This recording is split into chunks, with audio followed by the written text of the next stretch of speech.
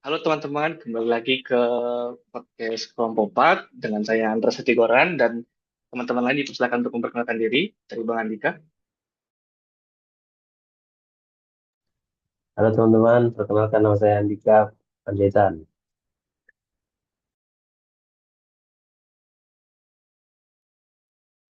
Halo teman-teman, saya Andreas Fernando Tambunan dari IPB Sumut. Salam kenal. Perkenalkan, aku Angela Marta, bisa dipanggil Angel dari BPBPK Kepri. Halo, perkenalkan nama saya Anggita Widianingrum dari Balai Wilayah Sungai Sumatera 3 Pekanbaru. Perkenalkan, nama saya Angga Tarigan dari BPBPK Sumut. Halo, kenalin aku Anissa Permatasari dari BP2JK wilayah Sumatera Barat. Salam kenal. Ya, salam kenal semuanya. Jadi kami dari Kelompok 4 ingin bahas topik kira-kira apa sih hal yang bisa kita kontribusikan sebagai rasa bentuk bela negara kita di Kementerian PU.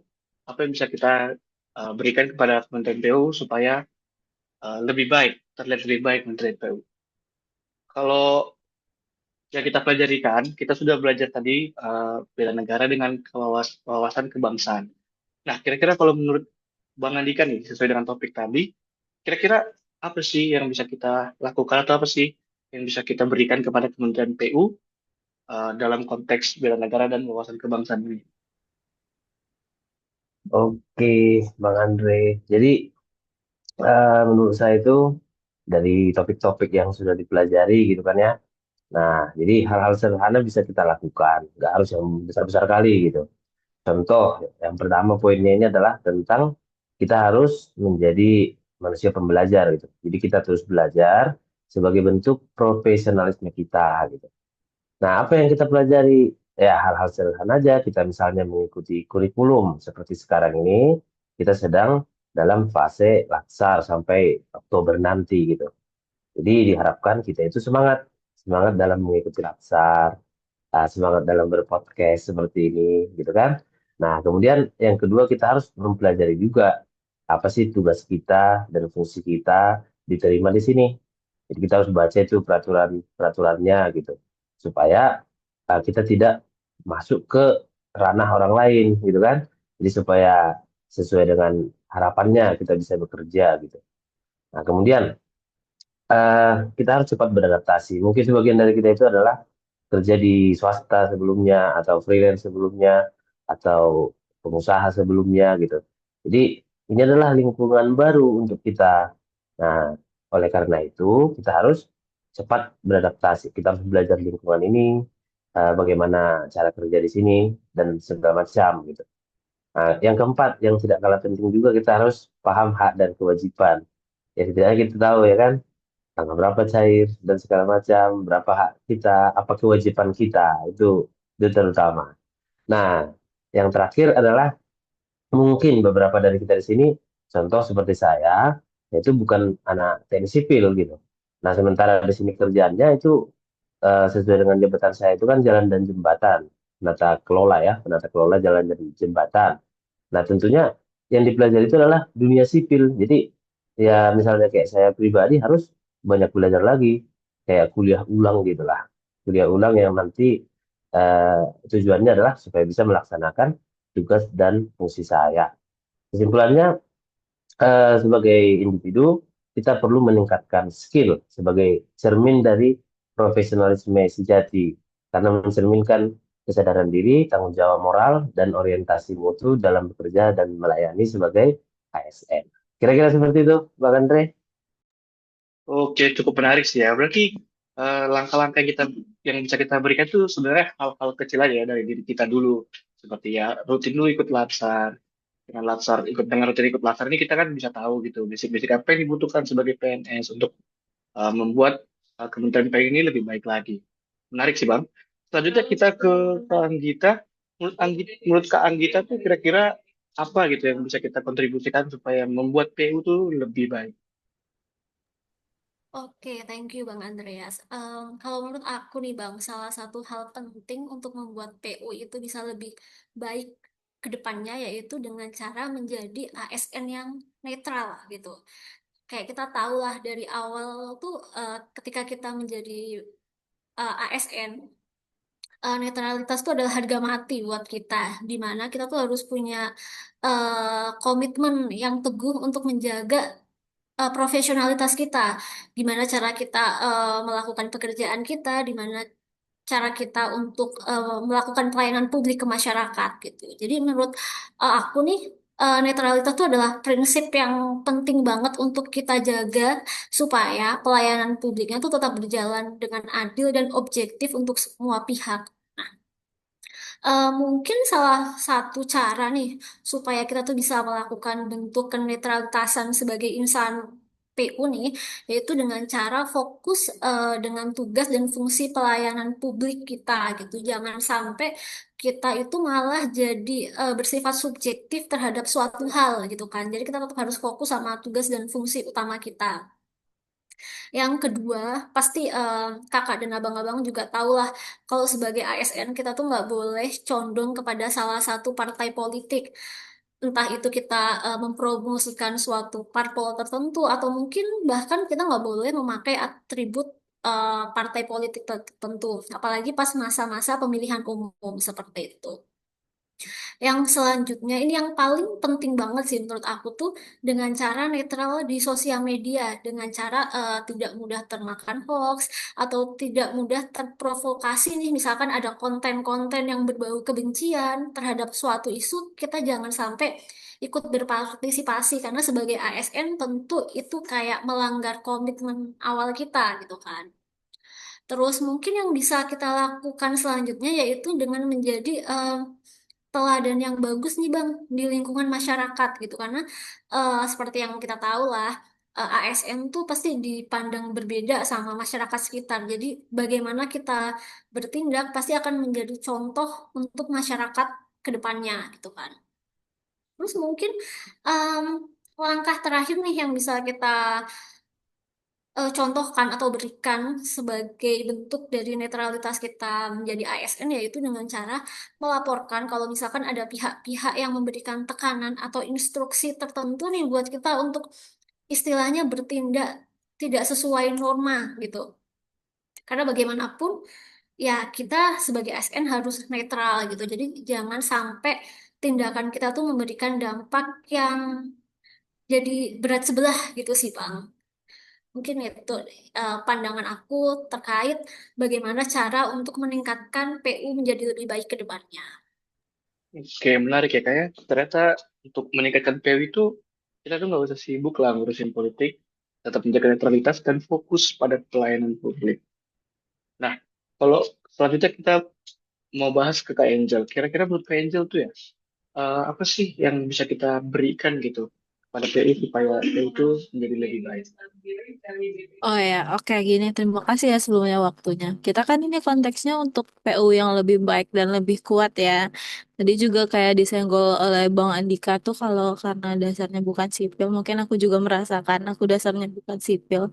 Jadi mungkin kita itu melihatnya lebih ke yang di luar, itu inovasi layanan publik kali ini terhadap yang di luar ya gitu ya. Kayak misalnya contohnya kita dari digitalisasi perizinan. Kayaknya maksudnya perizinan itu tuh lebih gampang diakses. Apalagi dunia yang gonjang-ganjing pasca COVID kayak kita sekarang tuh ya, apa-apa kita sekarang online kan. Kayak kita aja nih pelatihan yang awalnya semuanya offline, kita sekarang bisa online full gitu-gitu kan. Jadi kayak pelayanan teknis dan untuk izinannya itu tuh secara online tuh mungkin lebih ditingkatkan lagi ya, dan lebih gampang lagi. Jadi kayak kadang nih kita udah masuk di web atau di layanannya, tapi nanti yang untuk ngasih perizinannya belum tahu nih kalau kita udah itu. Jadi mungkin ditingkatkan di bagian itu.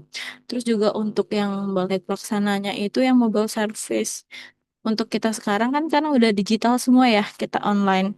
Mungkin untuk layanan aksesnya internetnya gitu tuh lebih gampang lagi. Karena beberapa daerah tuh kadang masih sulit kan ya untuk sinyal service internetnya gitu. Juga tadi karena udah disinggung juga tuh sama Kak Anggita soal apa namanya, jadi yang melaporkan gitu kan. Salah satu bentuk kita itu sistem pengaduan online-nya juga gitu loh. Aku juga bahas soal itu biar lebih gampang lagi partisipasi publiknya untuk pengawasannya dan lain-lain gitu loh.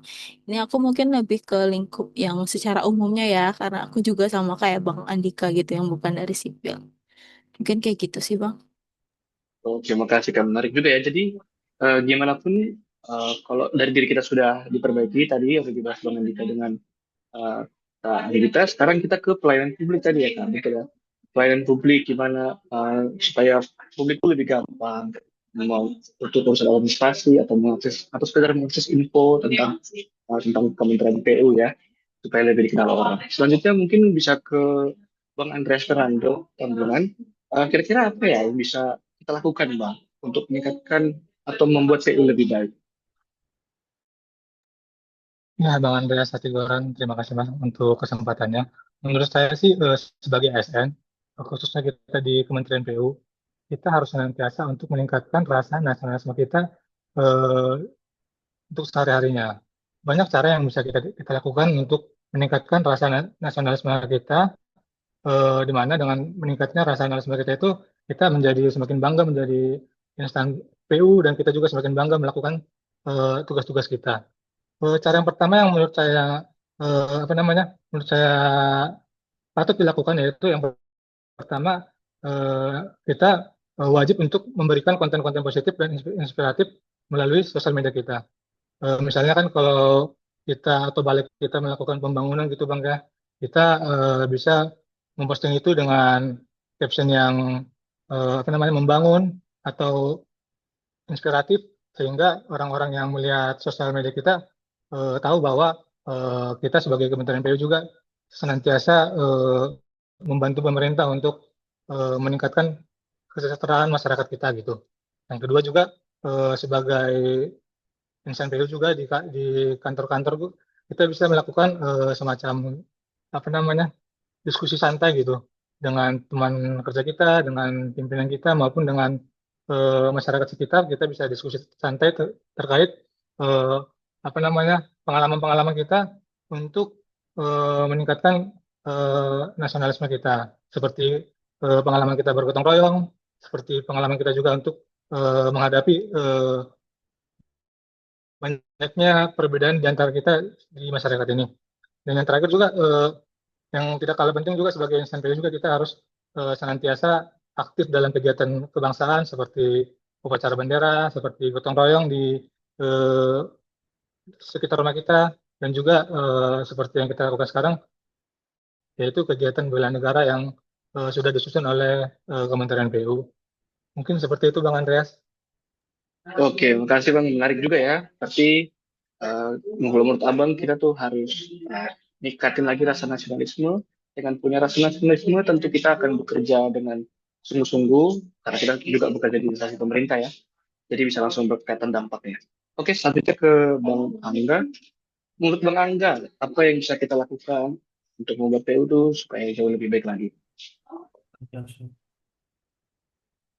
Baik, terima kasih sebelumnya. Menurut saya, mungkin dengan bergotong royong lintas sektor ya, yang berarti kita sebagai ASN dapat bekerja sama kolaboratif antar berbagai pihak dan instansi, baik antar kementerian, lembaga, pemerintah daerah, swasta, akademisi maupun masyarakat ya, dalam mendukung tugas dan fungsi Kementerian PUPR demi terwujudnya pembangunan infrastruktur yang merata dan berdampak luas bagi masyarakat. Misalnya dengan membangun forum koordinasi lintas sektor yang bertujuan menyatukan perencanaan, pelaksanaan, dan evaluasi pembangunan infrastruktur. Yang pertama, untuk berbagi data, progres, proyek, dan perizinan. Lalu mungkin yang kedua, budaya kerja kolaboratif di internal PU dengan bangun tim lintas unit kerja untuk proyek-proyek prioritas nasional. Dan yang ketiga, penguatan peran ASN sebagai penggerak kolaborasi dengan tujuan menjadikan ASN sebagai agen gotong royong dan pemersatu lintas sektor dengan melatih ASN agar memiliki kompetensi komunikasi, manajemen kolaborasi, dan kepemimpinan lintas tim. Baru mungkin yang keempat itu ada digitalisasi dan transparansi informasi proyek dengan menyinkronkan kerja lintas sektor melalui akses data dan progres proyek secara terbuka. Mungkin itu aja deh dengan Terima kasih. Oke, makasih Bang Nanda. Cukup menarik ya. Berarti dengan melakukan gotong lintas sektor, mungkin PU itu akan lebih dikenal baik gitu ya, karena lebih transparansi, terus mungkin kerjanya lebih cepat. Cukup menarik sih. Selanjutnya mungkin pendapat dari Kak Anissa nih. Kira-kira apa yang kita bisa lakukan menurut Kak Anissa?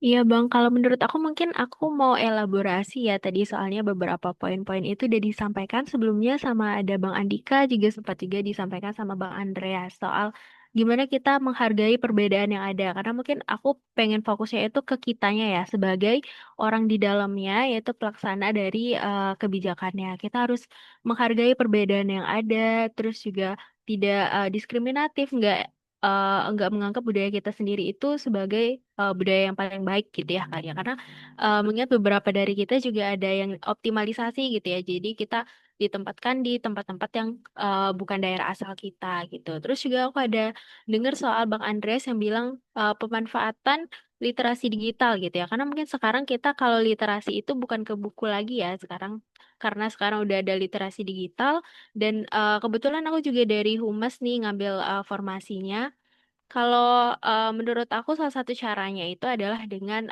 meningkatkan promosi kita lagi soal program-program kita gitu. Mungkin ada banyak nih masyarakat di sekitar kita yang awam gitu sama pembangunan infrastruktur PU ini apa aja sih gitu. Nah, kita bisa tuh memanfaatkan unsur-unsur budaya tadi itu juga gitu. Jadi konten kita itu lebih apa ya, lebih mengena sama masyarakatnya gitu. Dapat mereka pesan-pesan yang ingin kita sampaikan gitu. Jadi untuk semua program-program itu bisa kita manfaatkan melalui media promosi, mungkin dengan konten-konten ya. Mungkin beberapa instansi-instansi sama balai-balai kita juga udah ada bikin-bikin konten yang asik yang gimana ya biar Gen Z itu nggak punya stigma negatif lagi gitu ya sama pemerintahan kayak ih pemerintahan ini formal kolot gitu orang-orangnya kita bisa ubah itu jadi semua program kita itu intinya bisa mendapatkan dukungan dan sambutan baik gitu baik dari generasi yang udah tua gitu sama generasi-generasi muda juga mungkin itu dari aku Bang terima kasih. Oke Kak, makasih Kak. Cukup menarik juga ya. Jadi gimana kita buat PU itu jadi lebih baik? Kalau menurut Kakak tuh ya, tentu dengan promosi kita kasih tahu bahwa PU itu kerjanya begini. Dan pandangan orang negatif, yang tadi pandangan orang negatif, jadi mungkin akan berubah gitu kan setelah kita promosi, kita kasih tahu, kita kenalin ke masyarakat. Menarik sih Kak. Nah, kalau aku sendiri, aku sih mungkin mau nambahin nih beberapa pendapat saya gimana kita tuh bisa meningkatkan PU supaya lebih baik. Mungkin kita tuh harus rutin mengadakan performance review dan selalu selalu audit proyek-proyek itu agar tepat waktu dan tepat anggaran. Terus kita juga harus mengadopsi best practice dari kementerian lain. Misalnya kalau kementerian yang lain berhasil pakai metode A supaya lebih cepat administrasinya, mungkin kita bisa pakai atau kita bisa adaptasi. Terus selanjutnya aku juga mungkin bisa membangun budaya kerja yang continuous improvement, yang menanamkan mindset bahwa setiap pekerjaan itu selalu bisa diperbaiki dan ditingkatkan. Jadi kalau misalnya kita PU nih, kita pernah bangun apa gitu, bangun IKN kah, bangun apa, kita lihat udah bagus, udah keren banget. Padahal kita tuh masih bisa improve, bisa ditingkatkan lagi setelah proyek itu selesai. Mungkin kayaknya di proyek selanjutnya seperti pakai pakai metode seperti ini. Jadi akan selalu ada evaluasi. Dan yang terakhir harus ada sih pelatihan rutin untuk meningkatkan kompetensi teknis dan manajerial kepada ASN-nya. Karena ASN itu harus adaptif, cerdas, supaya bisa mendukung pembangunan infrastruktur secara cepat dan efektif. Kalau dari aku sih tambahnya seperti itu. Apakah dari abang kakak lain ada yang mau menambahkan untuk apa yang bisa kita lakukan agar PU lebih baik sebelum ditutup?